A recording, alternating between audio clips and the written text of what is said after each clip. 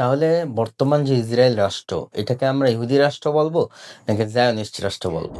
এই ইহুদিরা এখনো মনে করে পলিটিক্যালি ফোর্সফুলি আমাদের কোনো স্টেট অর্জন করা এইটা হচ্ছে আমাদের ইহুদি ধর্মের সাথে যায় না। বাকি রইল এই জায়নবাদ কবে থেকে শুরু হলো, কিন্তু পরবর্তীতে একটা ঘটনা ঘটে। তাদের দাবি অনুযায়ী একজন ইহুদিকে মানে অন্যায্যভাবে তাকে বরখাস্ত করে একজন সামরিক অফিসারকে। কিন্তু এই 10 বছরে সে যেটা করে গেছে সেটা হচ্ছে যে পশ্চিমা বিভিন্ন মানে আরবিতে বলে আল জালিয়াত, মানে পশ্চিমা সমাজের বিভিন্ন অংশ বর্গকে সে এই জমিনে, ফিলিস্তিনের এই জমিনে সে বসবাস করার জন্য এটা এক প্রকারের বৈধতা দিয়ে গেছে এই 10 বছরে। সেই প্রতিনিধি লাস্ট এই কথা বলেছে যে এটার সাক্ষী আমি হব। তখন এই যে ক্ষমতাচ্যুত হওয়ার যে ওনার ইস্তফা নামা, ওনার হচ্ছে যে নামা, এইটা তার হাতে দেন ওই প্রতিনিধি, ইংরেজ প্রতিনিধি। এই কারণে ওনার পতনের পিছনে তাহলে বলতে পারি যে জায়নিস্টদের হাত সবচেয়ে বেশি। যেটাকে আমরা Ottoman committee of union and progress নামে চিনি, যেটা তৎকালীন সময়ের কথিত প্রগতিবাদী ছিল ইসলামী খেলাফতের বিরুদ্ধে, বা সুলতান আব্দুল হামিদ সানির সেই মানে কথিত একনায়কতন্ত্রের বিরুদ্ধে। তো তাদের পেছনেও বিভিন্নভাবে ফিয়েলিং করেছে ইহুদিবাদ। তার নাম ছিল ব্যারন এডমন্ড রথচাইল্ড, অর্থাৎ রথচাইল্ড পরিবারের একজন অন্যতম সদস্য সে। তার হাত দিয়ে এরকম 2 লক্ষের অধিক ডোনাম জায়গা ক্রয় করা হয়ে গেল।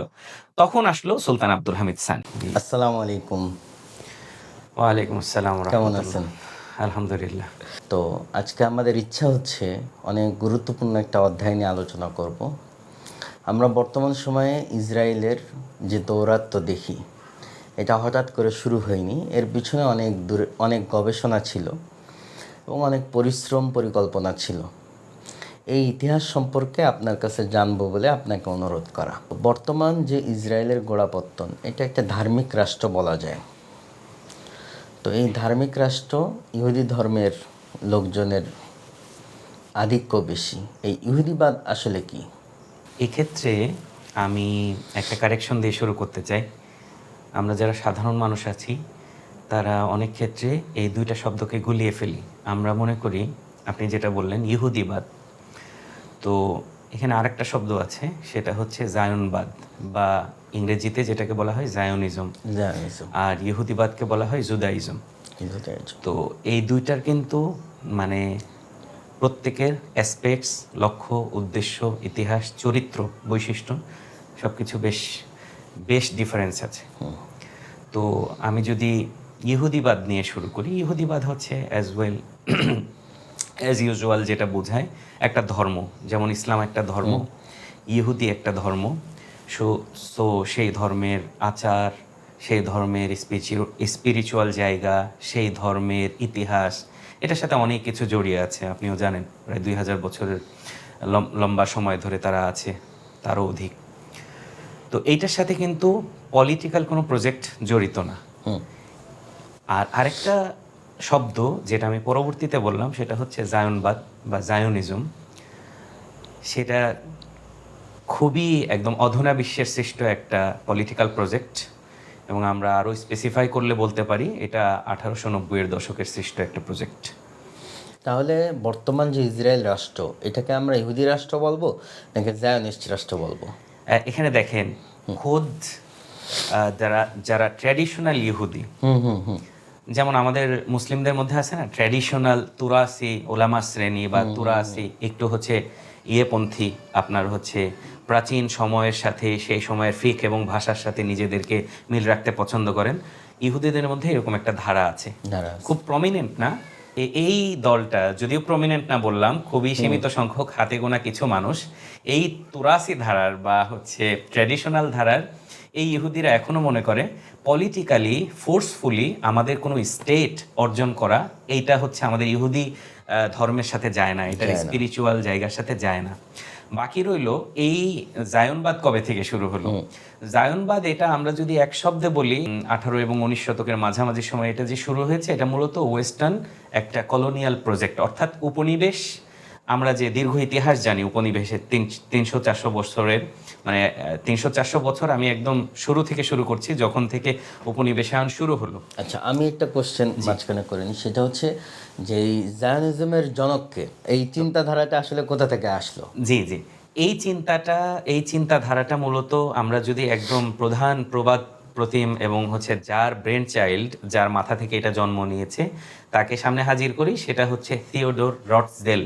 তার একটা বইও আছে এই বিষয়ে, মানে এটা জার্মানি ভাষায় লেখা হয়েছিল, পরবর্তীতে আরবি, ইংরেজি অনেক ভাষায় আদ-দাওলাতুল ইয়াহুদিয়া বা ইহুদি স্টেট এই নামে, মানে জায়ন স্টেট এই নামে হচ্ছে অনুবাদ হয়েছে। তো সেই হচ্ছে সর্বপ্রথম এই ধারণাটা। দেখেন তার জীবনেও কিন্তু একটা চমৎকার, আমি যেই কথাটা বললাম যে প্যারাডাইম শিফটিং তার জীবনে ঘটছে এটা।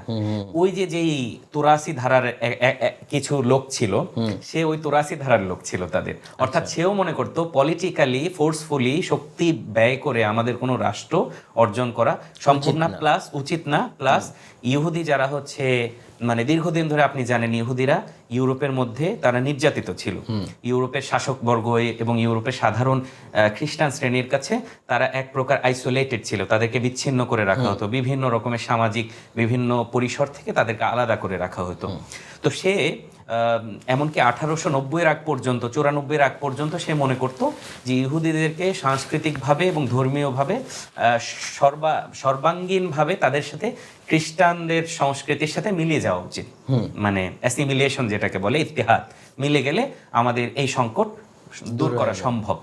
কিন্তু পরবর্তীতে একটা ঘটনা ঘটে, তাদের দাবি অনুযায়ী একজন ইহুদিকে মানে অন্যায্যভাবে তাকে বরখাস্ত করে, একজন সামরিক অফিসারকে। তারপরে উনি মনে করেন যে না, এটা সমাধান এইভাবে সম্ভব না।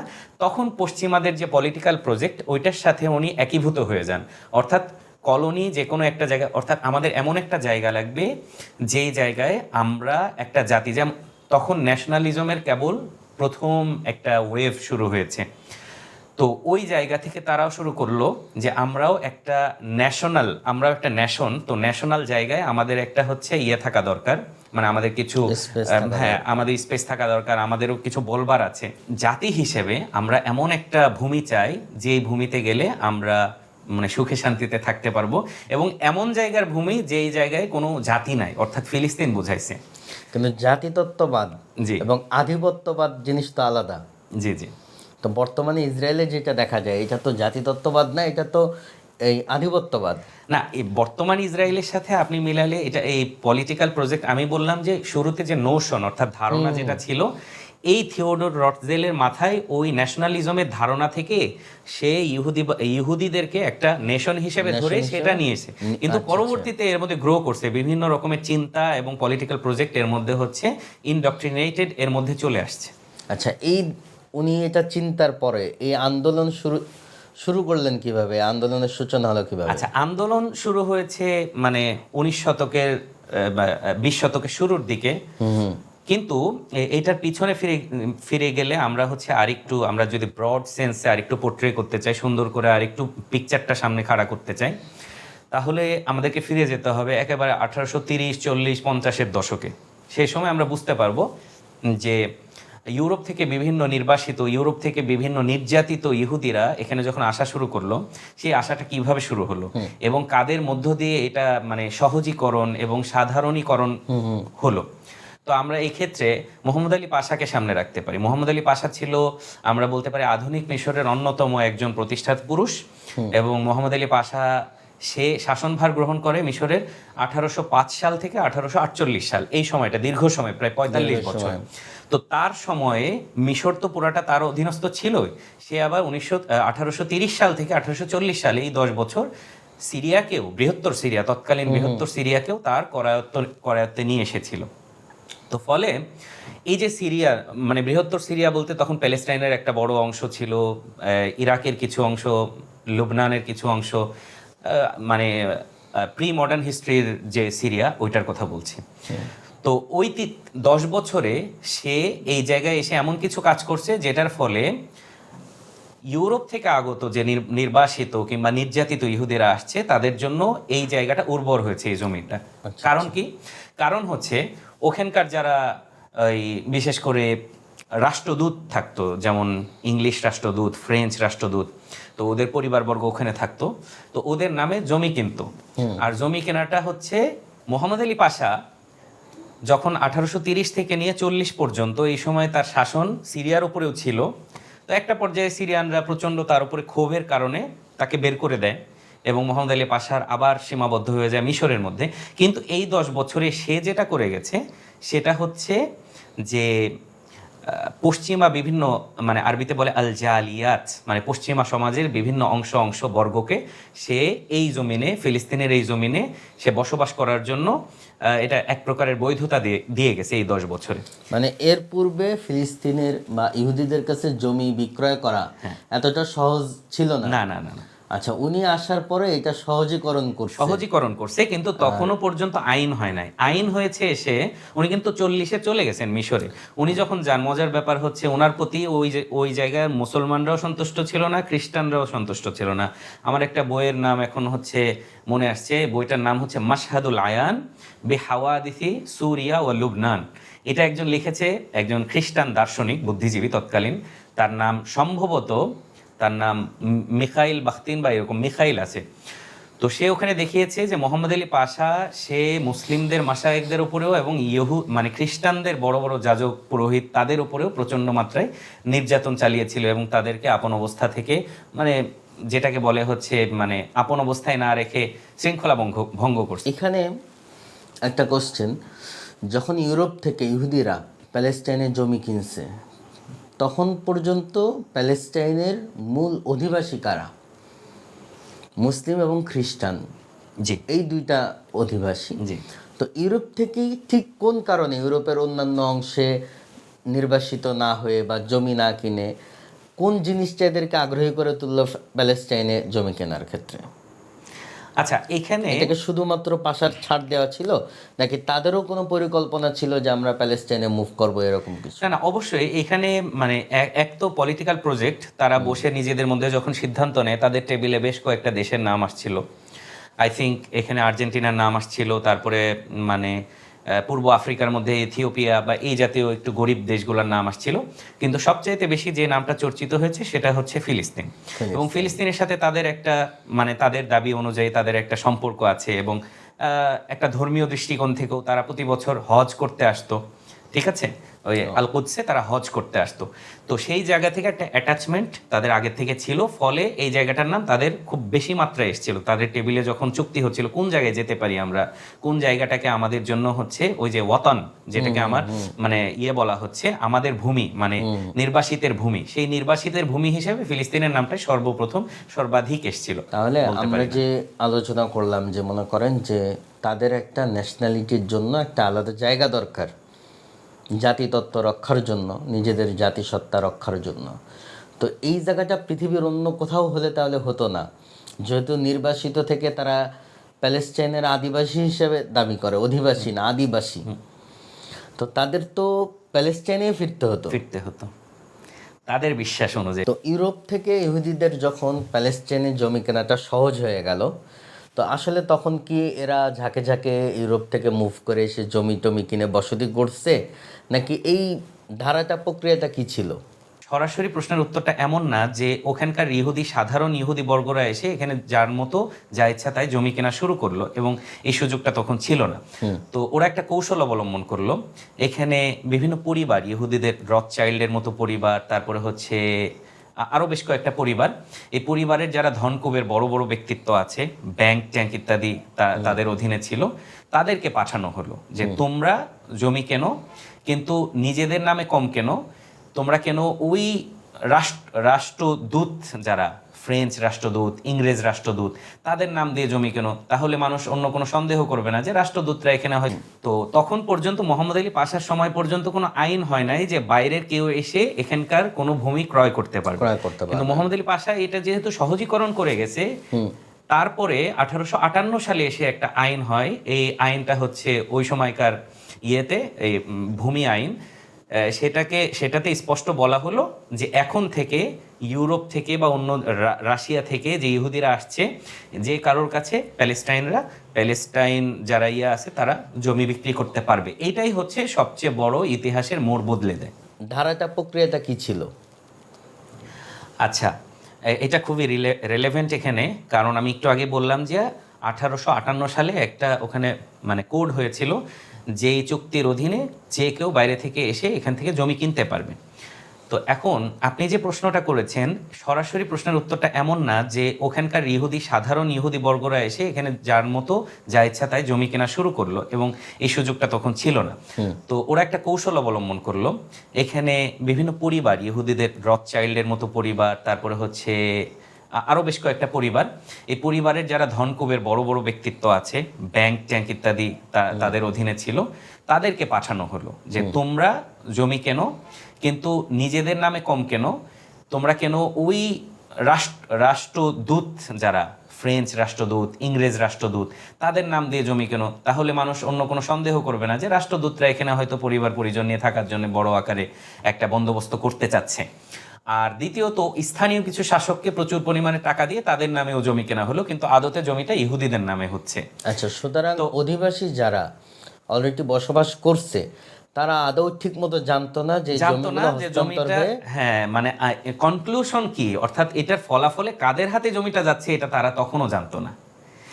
এর ফলে কি হলো যে 1880-82 সাল পর্যন্ত, এই যে মাত্র 20-30 বছরের মধ্যে, 20-25 বছরের মধ্যে একটা বর্ণনায় পাওয়া যায়, ঐতিহাসিক বর্ণনায়, যে 2 লক্ষ ডোনামের অধিক জমি বিক্রি করে ফেললো তারা।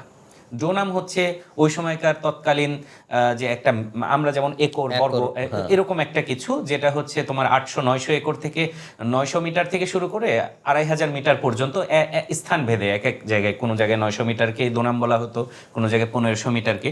তো এইরকম একটা বিশাল পরিসরের জায়গা সুলতান আব্দুল হামিদ সানি আসার আগ পর্যন্তই তারা কিনে ফেললো। ওই যে নির্দিষ্ট এই সবচেয়ে বড় যে এখানে মানে ব্যক্তিটা কাজ করেছে, তার নাম ছিল ব্যারন এডমন্ড রথচাইল্ড, অর্থাৎ রথচাইল্ড পরিবারের একজন অন্যতম সদস্য। সে, তার হাত দিয়ে এরকম 2 লক্ষের অধিক ডোনাম জায়গা ক্রয় করা হয়ে গেল।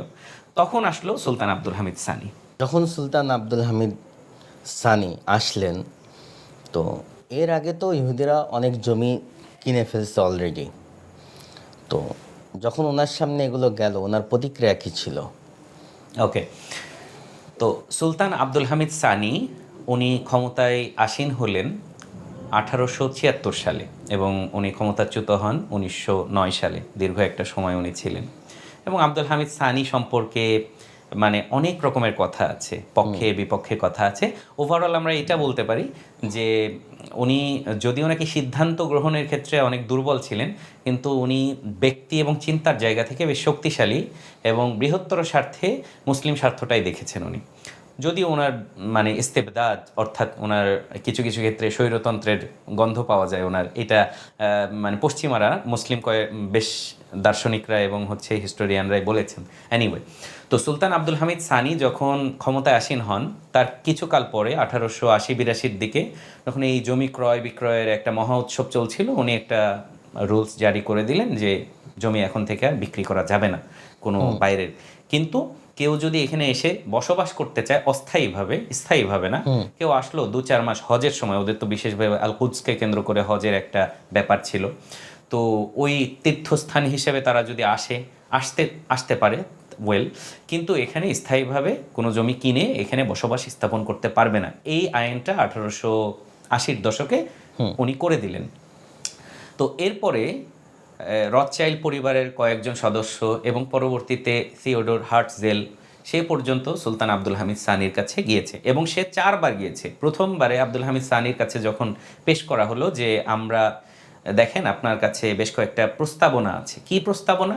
প্রস্তাবনা হচ্ছে, আপনি যদি আমাদেরকে এই ফিলিস্তিনের ভূখণ্ডের জমিন কেনার অধিকারটা দেন, তাহলে আপনার যে খেলাফতের ভঙ্গুর অবস্থা, আপনার পুরো সাম্রাজ্যের ভঙ্গুর অবস্থা, আপনার এখানে হচ্ছে প্রায় বৈদেশিক ঋণ আছে প্রবল মাত্রায়, ইউরোপ থেকে এবং অন্যান্য দেশ থেকে ব্যাপক হারে ঋণ নেওয়া হয়েছিল, এবং আপনার হচ্ছে সামরিক যে অবস্থা ভঙ্গুর, এটাকে আমরা নবায়ন করব, আবার আধুনিকীকরণ করব, এবং সবচেয়ে বড় কথা, আপনার বিরুদ্ধে যে মিডিয়া ট্রায়াল হচ্ছে, এবং আপনি এই ইয়ের শক্তির কাছ থেকে, পশ্চিমা শক্তির কাছ থেকে লাগাতার আপনি যে মিডিয়া ট্রায়ালের শিকার হওয়ার মধ্য দিয়ে আপনি নিজেকে একটা দুর্বল অবস্থানে নিয়ে চলে এসেছেন।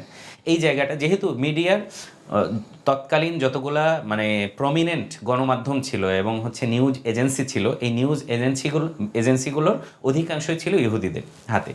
তো এই রথচাইল্ড পরিবারের পক্ষ থেকে এই প্রস্তাবনা দেওয়া হলো, এই বিষয়গুলো আপনি যদি হচ্ছে ইয়ে করেন তাহলে আমরা আপনাকে এই ফেভার দিব।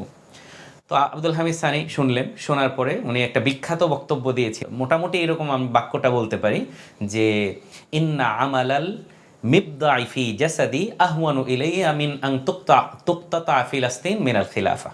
উনি বলছেন আমার শরীরের ভিতরে যদি অস্ত্রোপচার হয় সেটাও আমার কাছে এত ব্যথাদায়ক হবে না, এত পেইনফুল হবে না, এর চাইতে পেইনফুল হবে যদি নাকি আমার জীবদ্দশাতে ফিলিস্তিনের জমিনকে অন্য কারোর হাতে হস্তান্তর করে খেলাফত থেকে আলাদা করে ফেলা হয়। এটা ওনার একটা মানে হৃদয়ের ব্যথা এবং হচ্ছে অনুভূতির একটা বহিঃপ্রকাশ ছিল। তো সেই জায়গা থেকে উনি ওনার জীবদ্দশাতে কোনোভাবেই অনুমতি দেন নাই। কিন্তু এটার ফলাফল কি হয়েছে, এই রথচাইল্ড পরিবারেরই এরা যে সরাসরি তাকে থ্রেট দিয়েছে এক রকমের, যে আপনি এখন আমাদের এই প্রস্তাবনা যদি না মানেন তাহলে আপনি এমন একটা সময় আসবে যখন আপনার সাম্রাজ্য হারানোর পরে আপনার চেয়ারের জন্য আপনি কান্নাকাটি করবেন, কিন্তু ওই দিন কেউ দেখার থাকবে না আপনার। এবং সবচাইতে মজার ব্যাপার হচ্ছে যেই ব্যক্তিকে তৎকালীন ইংরেজ মানে একজন মন্ত্রী ছিলেন, সেই মন্ত্রী একজনকে প্রতিনিধি হিসাবে তার কাছে এই প্রস্তাবনা পাঠিয়েছে শেষবার, সেই প্রতিনিধি লাস্ট এই কথা বলেছে যে এটার সাক্ষী আমি হব। এবং 1909 সালে ইন্টারেস্টিংলি যখন উনি ক্ষমতাচ্যুত হন খলিফা আব্দুল হামিদ সানি, তখন এই যে ক্ষমতাচ্যুত হওয়ার যে ওনার ইস্তফানামা, ওনার হচ্ছে যে নামা, এইটা তার হাতে দেন ওই প্রতিনিধি, ইংরেজ প্রতিনিধি। এইটা হচ্ছে তাদের বৃহত্তর মেকানিজমের অংশ।